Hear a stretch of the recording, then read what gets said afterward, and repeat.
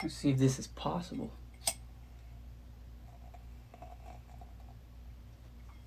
Huh. This is the last time this candle's gonna burn, that's for sure. What's up? Alright, so last time I was prepared for this first couple months for nobody really come into the lives, but last time and the time before that, some people have been coming in. What's going on?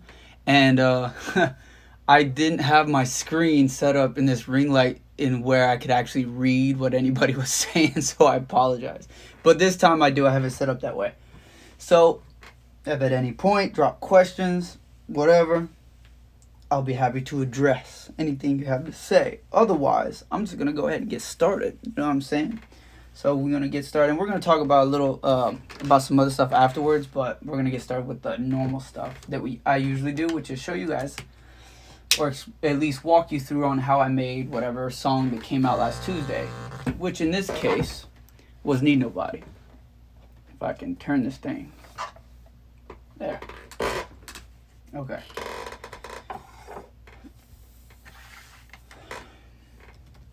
And we will get started. You know, something I noticed though throughout the week, I was just thinking about this like just now, was there's some people I know that have started putting out music, or maybe I don't know, but have met on this journey, and they put stuff out, and they're kind of like, you know, more just starting and stuff and creating music, and everybody has their specific strengths and stuff. But I'm noticing that songwriting is pretty difficult, and it's the only one that you can only get better at by not just writing a song, but like putting it out, because then you never actually care to check yourself, because then, like, you know what I mean, whenever you're actually doing it, you're like, man, this just wasn't flowing the way I wanted it to. I have to go back and fix it for the next one or whatever. I have to start practicing or paying attention to that whatever little detail and stuff. So if you're having trouble, if you're an artist and you're having trouble writing, just put them out. Alright, so anyway, on to the song, how I made it. Let me mute the vocals. I started this one like I always do. This one was a sample, so I didn't actually, you know, home road type in the notes for this one or whatever. I just found this really cool one. I don't know, maybe Splice, Looperman, something like that. This one, it was on Looperman, yeah. But check it out. It was this nice little, I love guitars.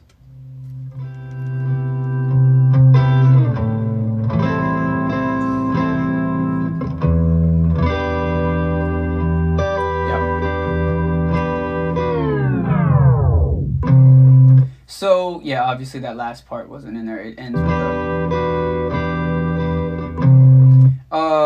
one thing I did before adding anything else is I already knew that there was... I don't know if you can hear it on the live, but in the samples themselves... welcome, by the way, everybody. If you have any questions, feel free to drop them. I'll address them as I go. I can actually see my screen this time, so... whenever out of the choruses and stuff, I first of all, I didn't put any bass because there was plenty of that.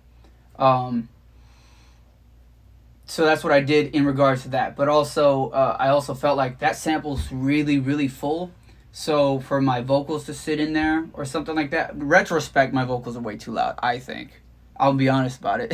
You know what I mean? There's a lot of things. Like, I made the song 8 months ago, so... my vocals are too loud, but the thing was, as well, as I was having ear fatigue. I was rushing the song, and the thing was, well, I had deadlines that I set on myself, and in retrospect, I should have just done this anyway. Was I EQ'd out some of the top end, so whenever the verses come in, you can hear the sample go from full body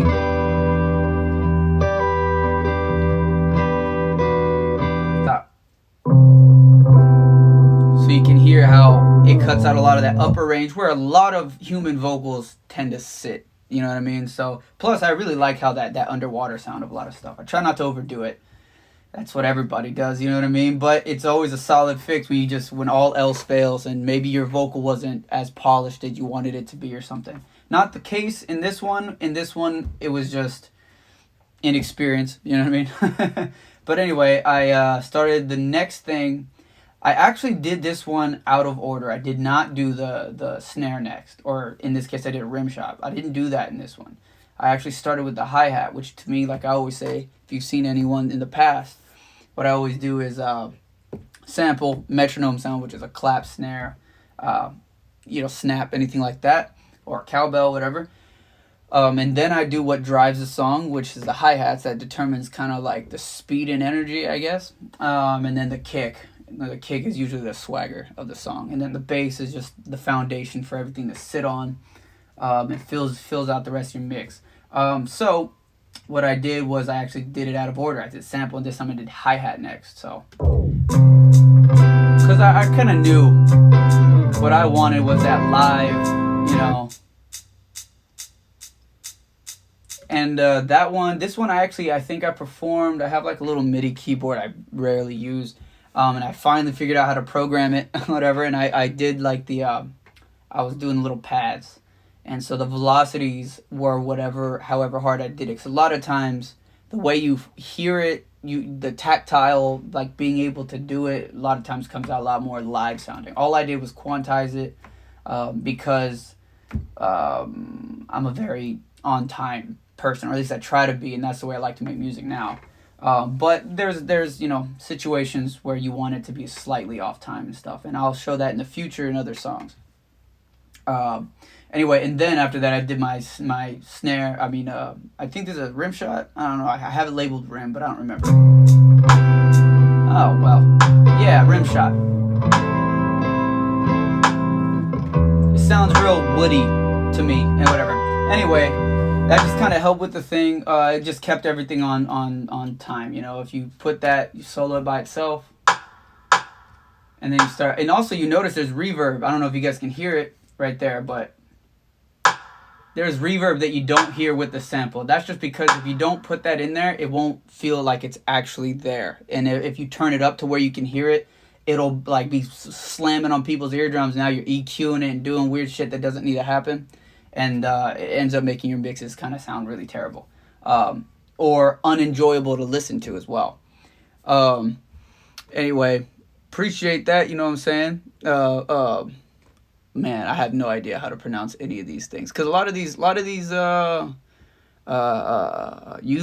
are just random letters and stuff. But I appreciate you stopping by in here. You know what I'm saying? Anyway.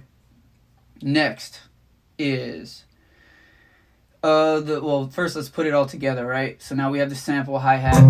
It's a very simple beat. Like I didn't do shit really. So I mean, now as of now, you have the sample, you have the rim shot just kind of going on 1 and 3, or however you want to say it. And then the hi-hat just going for every quarter note. Now the kick is really the only thing that I got kind of weird with, because I felt like I wanted my vocal to do most of this. But anyway, the kick is where I kind of got a little more, like I said, it's what put the swagger on it. So you could hear, I actually did this one without context, except for the sample. So I just had the sample and I put the kick in like that.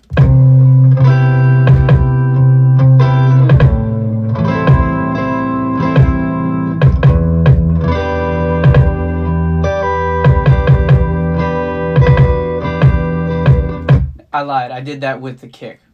With the snare, not the hi-hat.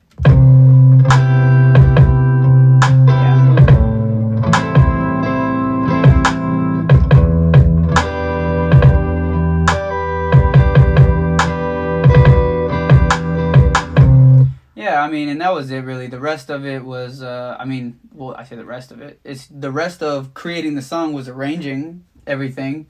Between the sample switching on and off, and having the whole beat cut off and whatever, and then that was it. After that, it was just the writing or whatever, and that's a finished product. I won't fight with you. Please don't cry. I knew now my sight. Yeah, definitely would have turned that down if I were making it today, but it was 8 months ago, so you know what I mean. Anyway. That's it. That's how I made the beat for Need Nobody.